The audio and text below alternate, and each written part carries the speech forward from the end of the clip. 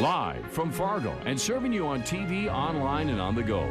This is Valley News Live at 5:30. Well, I'm going to let it happen because it happens every year and it's fun, and I don't think anything like that should deter the children from going out and getting their candy.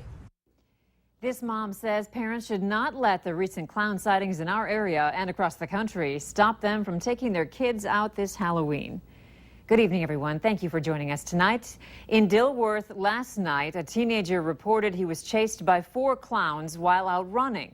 The police say their investigation into the case is closed because they couldn't find evidence of any clowns, even after searching the house in the area where the teenager said he saw them. Valley News Team's Cornelius Hawker was in Dilworth today to find out what could happen if you were caught causing trouble in a clown costume. It's to the point that it's now not becoming a joke. This police chief isn't clowning around if you plan on pulling a clown gag. If we can arrest you for a crime, we will arrest them for a crime. Clown sightings in more than 30 states have some parents second-guessing Halloween. I know it can make it very scary for some of them to go, but I definitely don't think it should stop you from going out and trick-or-treating. Michelle Schmidt isn't one of those parents. Her front yard is decked out in all things Halloween, and she's ready to take her kids trick-or-treating, despite some people trying to get a good laugh out of dressing up as a clown. Just, you know, the prank part, they think it's funny, but sometimes it goes a little too far, and that's what hurts people in the end. Which is what Chief Sharp is very worried about. A lot of people in this country, because of certain ways that they're feeling right now on safety issues, carry those guns whenever they're out, and it could end up being an incident where someone jumps out of the bushes, someone gets scared, and fires off a couple of rounds. In Dilworth, Cornelius Hawker, Valley News Live. People who have been found and arrested for dressing up like a clown have faced disorderly conduct charges for causing public alarm. Windy today, but we're warming up a little. Justin, what does tonight's forecast look like? And thank you, Andrea, and good evening, everybody. Yeah, the winds were up there for today. They've died down just a little, mainly now from the south between 10 and 20 miles per hour. Some gusts to just above 20 miles per hour, especially out toward Roseau and Wadena. Now, the temperatures look like this. We're at 67 at Fargo, down at Sisseton, 71 degrees, but we're cooler out toward Devil's Lake at 56, and the Baudette area also into the upper 50s right now. So the satellite loop shows most of us are seeing mainly cloudy skies with a few passing showers and sprinkles, especially out toward the Grand Forks area and up toward the Canadian border. And most of this not reaching the ground, but you could see some sprinkles as we go through later on tonight. Otherwise, mostly cloudy skies, and temperatures will be warm for this time of year with the clouds and the southerly wind only getting to near 60 as we approach the midnight hour. We'll warm it up again for the day tomorrow, then see some rain showers to round out the weekend and start next week. Details coming up. Okay, thanks, Justin. Yep. It's the area's largest and most attended festival of popular culture. ValleyCon 42 is back this weekend. The event features the best in film and television, game tournaments, comics, toys, and art. Several special guests are stopping by, including acclaimed actor Jeffrey Combs, author Christy Golden, and the celebrated makeup artist from Sci-Fi's Face Off, R.J. Hattie. Organizers say it's family-friendly with plenty of kids events, including a costume contest. And the fun started this afternoon. It runs through Sunday. We have a link to more information, including ticket prices, at valleynewslive.com. Just click on this story. And our very own chief meteorologist, Hutch Johnson, is at the event right now. Let's find out what's happening. Hutch, are you having fun? Does it look like I'm having fun, Andrea? That was a rhetorical question. Absolutely, we're having fun here. We'll beam you up a little bit later. Got to tell you, there's a lot to do here at ValleyCon. And joining me now is Joel Moen. Everybody that knows you calls you Mojo. And tell us a little bit about what families or people can expect this weekend here at ValleyCon. Well, it's an all-ages event, and there's programming for kids and adults alike. There's special guests and the vendor's room. I mean, there's all kinds of stuff to do. And for the kids to see as well. Absolutely. All right, wonderful. I already, well, I'm a kid at heart. I see a lot of stuff from the vendor's room out there that looks like a lot of fun. And this area that we're in here, quite the setup. This is the stage? Yes, it is. All right. Yep. Very good. Well, a big turnout here already. Bring the kids out tonight. Again, tomorrow at 10 o'clock in the morning through the late afternoon. The kids have a lot of activities planned here. So fun to see. And, well, this kid's going to get out and see a little bit more here in just a couple of minutes. Thanks so much, Mojo.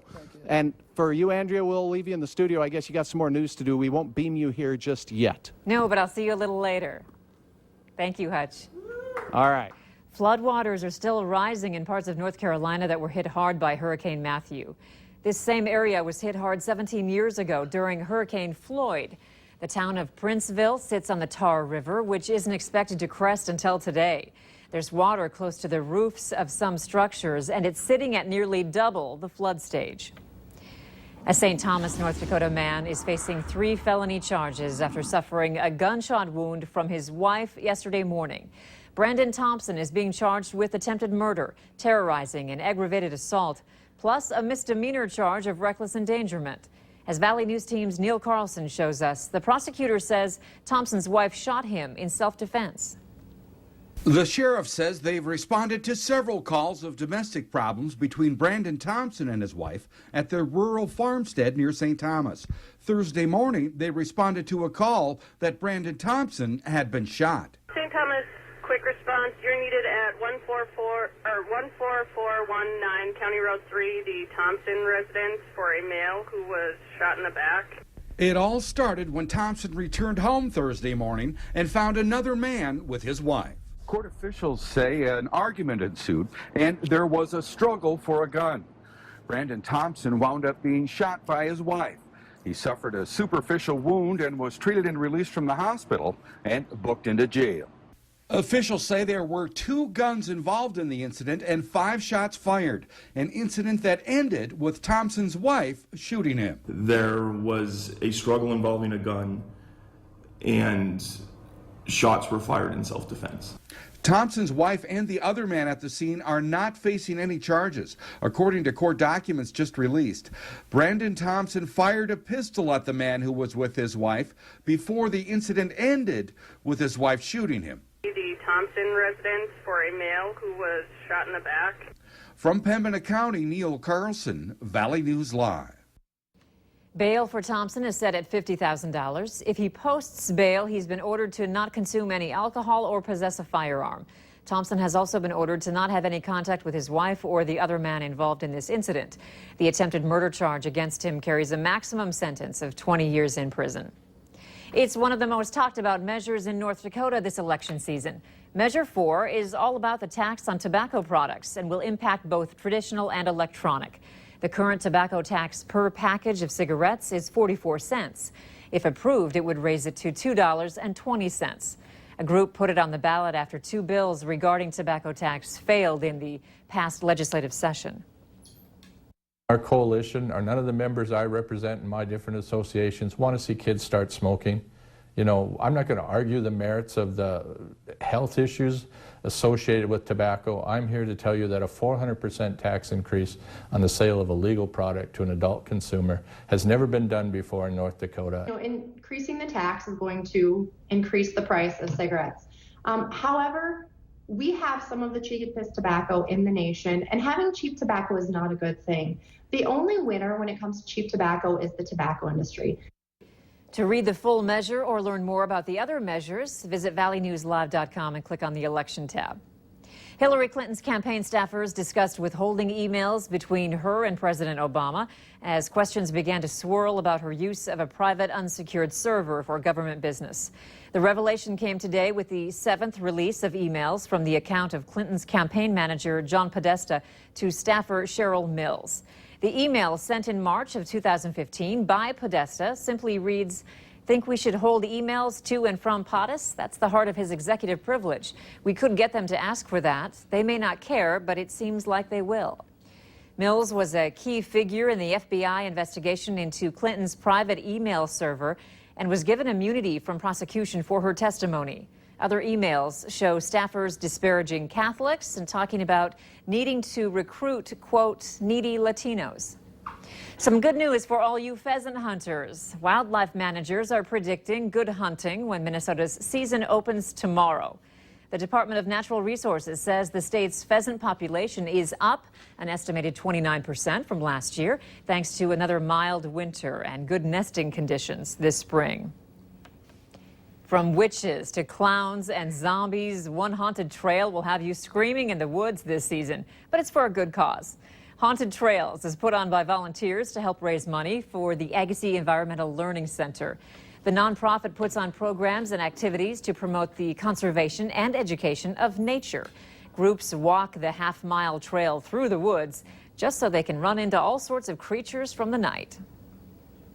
The Learning Center is a nonprofit, and they have kind of limited means of making money. We like to keep our student costs down for students to visit. It's right now $8 per student, and in order to keep those costs down, it's nice to have some other fundraising sources.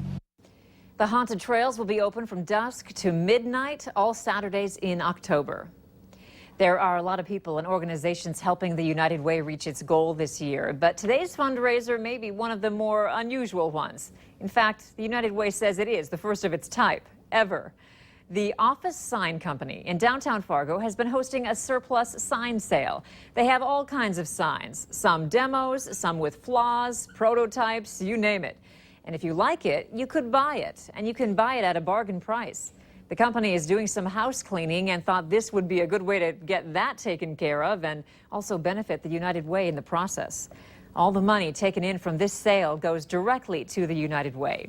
Its fundraising goal this year, by the way, is $5.7 million. Back in Fargo, a border battle is going down in the Fargo Dome. NDSU and SDSU play for the Dakota Marker Trophy tomorrow, and you can watch it right here on KVLY. The Bison and the Jackrabbits kick off Saturday at 2:30. Our coverage begins at 1:30 with the Farmers Union Insurance Bison football pregame show. If you're a fan of Thanksgiving Day shopping, Office Depot has released its plans for that holiday. That's coming up. We're going to stay unseasonably warm as we go through the weekend and on Monday with highs mainly into the 60s. But then for Wednesday through Friday, back into the 40s and 50s is all we do for highs. We'll have the details coming up next.